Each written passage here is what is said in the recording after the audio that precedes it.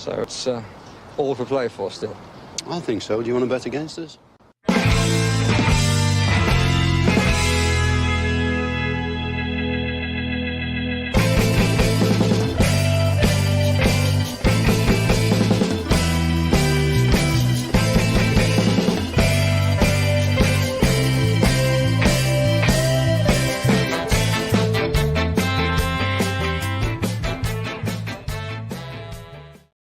Hi, villains, and welcome to For the Love of Paul McGrath podcast. And what is a great day, a day which signifies the end of an old year, the start of end of an old year, but a good year, a year that we don't really want to forget in a lot of instances because we had some great times during the course of the last year. Obviously, don't finish towards the season, but it also signifies the start of when we can start to maybe look forward before Sky go and decimate the calendar that's been released now. It allows us to look forward to games and obviously to circle the ones that we're looking forward to.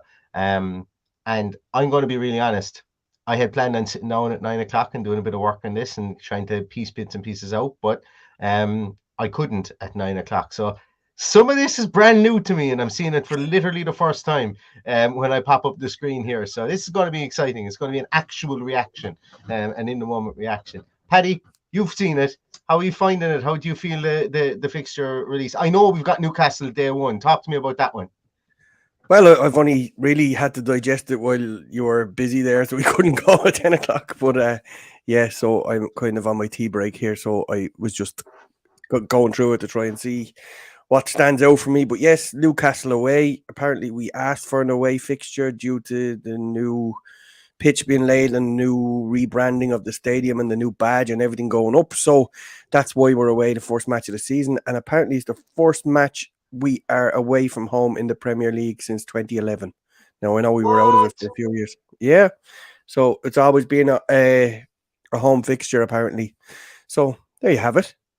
There you go. Look, Paddy spraying the nuggets of statistical knowledge there. Nugget the rubbish.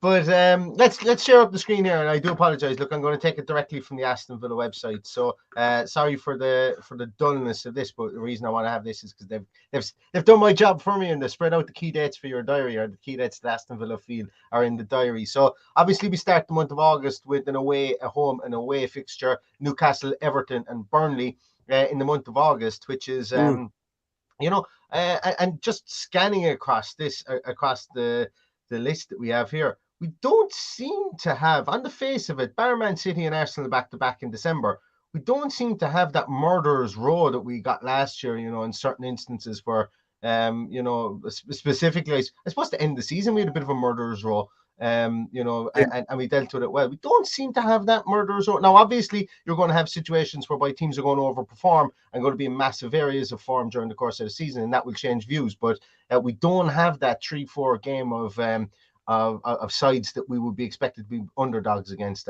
I think just scanning across it here.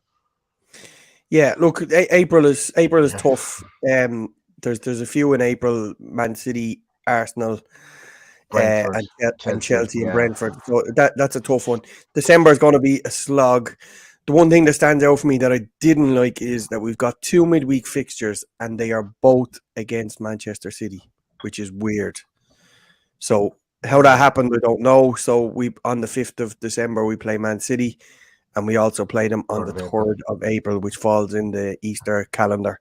So we've got Wolves, which is obviously going to be a big one for us on Easter Sunday, followed by Man City at home, away, then Brentford at home, then Arsenal away. So that's probably the worst run of the season from the 30th of March till the 13th of April. But other than that, all fairly well spread out. As I said, we asked for a break at the start, so we've got nearly a month there between Everton and Crystal Palace. And in the middle of that, we've got Liverpool away. So they're all fairly well laid out. And I have to say I'm happy enough. I don't know whether it's because I might have been Egyptian in a past life or something like that, and I'm used to reading hieroglyphics from top of the page to bottom of the page. But I'm really struggling reading this, the fact that August is above January, September is above February. I'm reading top to bottom as opposed to left to right. So if I start talking nonsense, Paddy, more nonsense than normal, please pick me up on it. But look, I said this before. I'm very easygoing with regards to the calendar. The reason I mentioned our reason being there is that we've no idea what form teams are going to be in. We've no idea who's going to be the cat out of the bag during the course of this season. I would and we don't know who's going to be signed between now and the 12th of August either. So there's 100%. There's a lot to consider. 100%, exactly. Like, so when I look at it, so the reason I'm saying that is the first thing my mind always goes to is, what games are on my birthday? It stems back to being a teenager. It stems back to being 8, 9, 10 years of age, following Aston Villa and going, oh, I'd love to get, a trip to Villa Park for my birthday. Now, never really transpired when I was a young kid, and I had to, and it happened a bit later. But looking there for me, one of the big games, and I will be in Villa Park on the 20th of April to see Bournemouth. So I'm going to pencil that one in right now.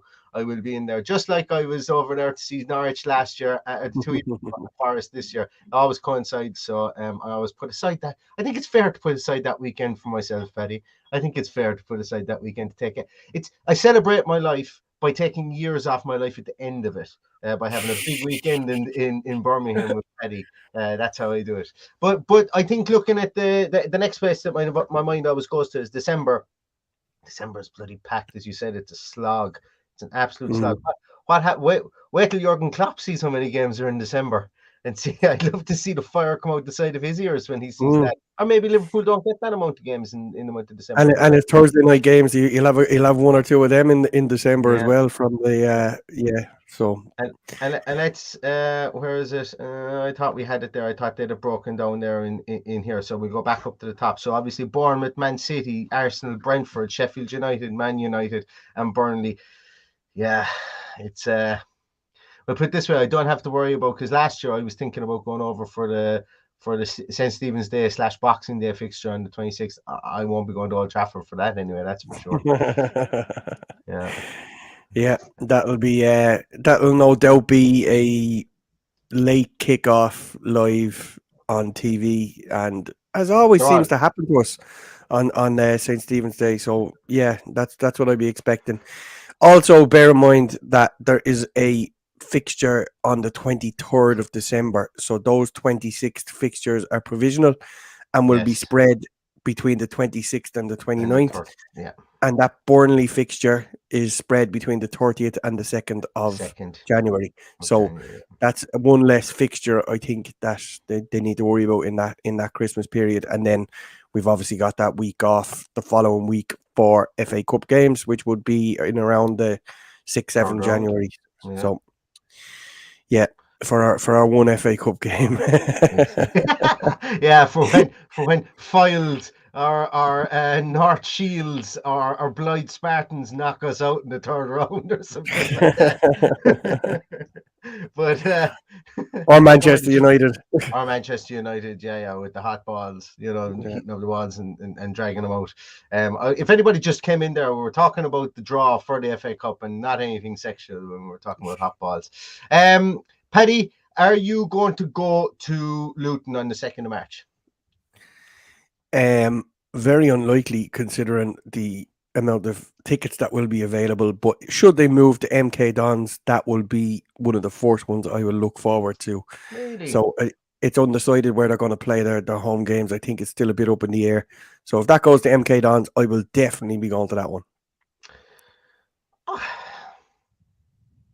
I don't get the Luton hype. Well, there's no hype. The hype for me is that I get to go to a new stadium. I've been to Kenilworth Road. I've been to MK Dons, but not for a match. And Delboy went to Luton. Is it? No, that was Palace. That was Palace and Leicester. That was. Yeah, but I've been to Luton a good bit. But if it's MK Dons, while I used to have sales meetings there back in the day, I will enjoy to go back there and actually see a match, because it's a weird stadium, because if you stay in the hotel and you wake up, you're actually looking out onto the pitch. You see the pitch, yeah. It's nuts. So your hotel room doubles up as a corporate box on a match day, which is mad. So anyway, funny experience, but that's all up in the air. I have a funny feeling they're going to somehow get Kenilworth Road over the line for the matches. So we'll wait and see what transpires there. Yeah, and look, I know there's a lot made of Luton in their charge up through the leagues and stuff like that. But look, it's fantastic for our fans. It's fantastic for the club itself to get into the Premier League. I think it would have been a pipe dream. I just I just don't get the hype with Luton. I didn't get it. I didn't want them to get promoted. Neither But did then I. again, No. it's just a case of personal preference. I don't know why. If you were to ask me to put my colours to the mast, there's just something about Luton that just doesn't float my boat. And there's no, and like as I said, I don't hate them. I just wasn't excited that they got promoted. But I'm delighted now that they're in the Premier League because, as I say, it just shows that the football pyramid works and the football pyramid can work. I'm just, as I say, my own personal preference is all it is. Delighted to have him in the league, but as I say, I wouldn't be rushing to go to Kenilworth Road, No. just because it's Luton. And The I worst hope I don't part sound is, like a bit of a Scrooge there or curmudgeon or whatever. yeah, I don't the hate worst part, Luton. if you're going to Luton Just from doesn't. Ireland, it's very accessible and there's lots of flights Yeah. to get to Luton. So it's kind Yeah. of a hub for Ryanair. So anyway, Absolutely. we'll see what happens with that one. But I wouldn't be counting any chickens and getting a ticket for Kenilworth Road. No, I wouldn't say so too. Paddy, like Sheffield United back, we'll make sure we plug Yeah. out Hawkeye that day too. We have them on where are they? Yeah, that's the We're at game home that's on the on the 23rd 23rd. of Yeah, December. yeah, Yeah. yeah. We'll have the It's the couple of away one I'd Sheffield. look at. I'd love to do Sheffield United away. That's what I was saying. Yeah, that Yeah. excites me more than Kenilworth Road. Yeah. Great atmosphere. Missed out on it a couple of times. A little bit of needle now after the Hawkeye situation as well. So I'd like to, that would be one I would like to do if away tickets permit. That's where I'd like to go to. Anyone else that you're looking at? I don't know. I've never been to I'm completely blanking. It's been a long night. Actually, for anyone who's wondering, I got the light fixed in my bedroom now, so I was able to sleep in actual relative darkness last night. But still, the acclimatization was still tough. I'm completely and utterly blanking on Fulham's ground. Craven Cottage. Oh my goodness. May say Craven. I was Craven in the mind there. But Craven Cottage is somewhere I'd love to go. I've never been there, Paddy. Have you ever been to Craven Cottage? Because, overlooking the Thames there in mid-February, there might be a bit of a chill off the Thames, but I'd like to go there at some stage, and I'd like to take in a game. Yeah. Talking about grounds with reduced capacities as well. Well, you say reduced capacity. It should be fully open by that stage. It's due for the 17th of February. The new stand is built. It's just a question of getting everything signed off on that one. I would imagine it will be open in time for the new season. So that will be an interesting experience as well. Great little ground. Obviously, haven't been in it since they started building that stand, but it can only add to what is, well, it can be a relatively quiet atmosphere. But on a good night, I remember going to see Fulham and Chelsea back in the 90s on a Tuesday night, on a freezing cold Tuesday night, and being absolutely blown away by it. It was a great little ground, great fans, albeit not very raucous. But yeah, that will be a nice one too. We'll have to wait in the middle of February for that one. The one thing I have done is I've booked my hotels for Liverpool away, which is the week before our live show. So that's the 2nd of September. So that might be my first one, I would imagine, Neil. You're not getting arrested in Liverpool now. I need you, man. I need you. I think you have enough comrades there to look after you, but I'll try not to get arrested in that one. And just for anybody who's wondering, we do have there's a select few tickets for sale going to be released for sale tomorrow, Friday the 16th of June at 6 p.m. Irish time, 6 p.m. GMT or whatever it is, Irish and UK time. As I say, they will be available. I can't remember exactly how many there are. It's either 15 or 20 tickets that have gone up on the website. We'd be delighted if anybody missed out. They will be on sale from tomorrow, Friday the 16th of June at 6 p.m. If you missed out, you can go and grab a ticket there as well, because I'm not quite sure we get any more, but we're still going to obviously keep pushing on the venue, because I know there was about 30 people that reached out to me saying, "Oh my God, we missed tickets," so we want to try and get as many as we possibly can. It'd be great to have we will have a full house, but it would be great to have an even fuller house. There's no such thing as reduced capacities in the Laughter Lounge in the 9th of February or the 9th of September, Paddy. That's one thing for sure. Anything else, Paddy? I suppose just before we finish up there on it, is there anything else? So have you seen any other teams, like the opening day fixtures? some of them are pretty spicy. Chelsea versus Liverpool, ourselves versus Newcastle will obviously be a barnstormer. You would hope both teams will invest heavily, and then we're going to be and like I wondered if the Premier League put us together because they're trying to create this. And you know the way sometimes there's just these irrational rivalries that happen between clubs, and the Sabon Tyne is still in the Newcastle fans' mindset. And maybe now because we're nouveau riche from the point of view of having good managers, having decent teams, and finishing higher in the league than we have done in past seasons. I wonder if they're trying to push us together early in the season to try and create that little bit of friction. I don't know. Well, Is it just seemed too perfect? There was a bit of a leak that that suggested that this was going to be live on TV as well, late in the evening on the Saturday. It's 5:30 game, yeah. I don't believe there's any animosity between the two clubs. I think everybody has moved on from that. Albeit we're hopefully fighting for the same positions come the end of May. So it's going to be a decent fixture to kick off the season with. But the one that struck me is Everton. Do we always seem to have Everton first home game of the season? We played them second game of the season, I think, last year as well. Yeah. We did, because it was that roasting hot day that myself and Noel Connaughton were trying to get a breath of air in the Sacred Heart. Well, down in copious amounts of beer to keep us cool. Did I not watch that with Connaughton in Taffs? No, that was the one. That was the one we were in. We were in Villa Park for, and it was so bloody hot. It was an early kickoff, and we were fairly drunk by the time it was time to go to bed.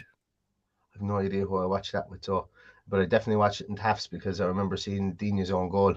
Anyway, we'll take that one offline and we'll try and piece that one together.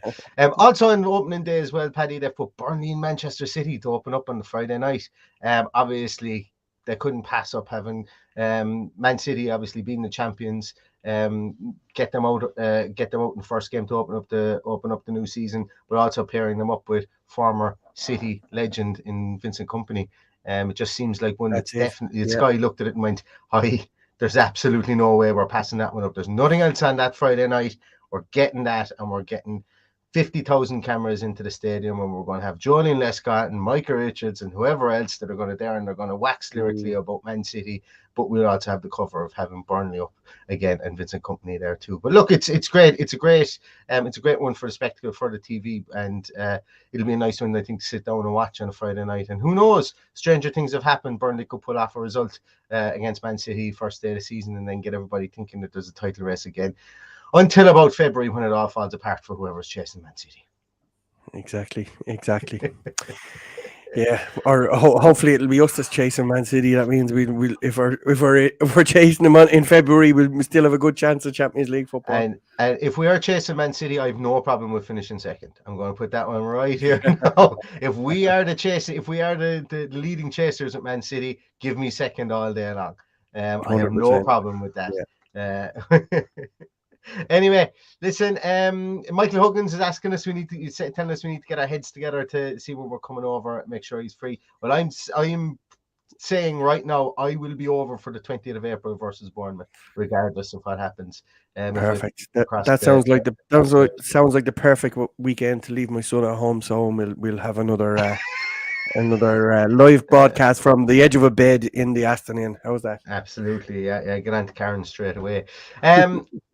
Excellent stuff. Listen, there's only so much more we can kind of talk about here. I like the fixtures for the nostalgic piece of it, making me feel like a child again, looking back to see. Obviously, it's going to be decimated once the TV companies get their hands on it. And also, we don't even know how good teams and how bad teams are going to be at the moment. Some teams have just hired brand new managers. There's been no transfer window. So we will revisit, I suppose, again, as the off-season goes on. But we're going to leave it at that, I think, today, Paddy, unless you've got any other nuggets to drop beforehand. No, just to remind people to be very careful when they're booking flights and hotels, because bearing in mind what happens in that playoff, a lot of those home games in September, October, November and December could be moved to a Sunday. So Saturday games will be moved if we make, Exactly, because we'll be playing Thursday night. So exciting times ahead.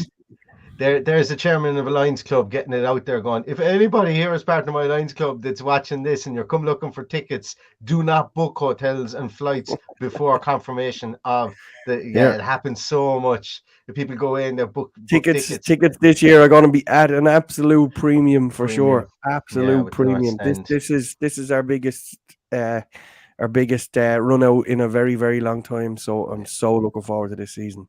Absolutely. Well, listen, everybody, we're going to let you get back to your day. Thanks so much for joining us again. And I'm going to try and drop on again tomorrow and do another little bit of a scouting series and central midfielders, some central midfielders I like. But until then, everybody, stay safe, stay healthy. Thanks a million for stopping by. And until next time, all that's left to say is up the Villa. Up the Villa.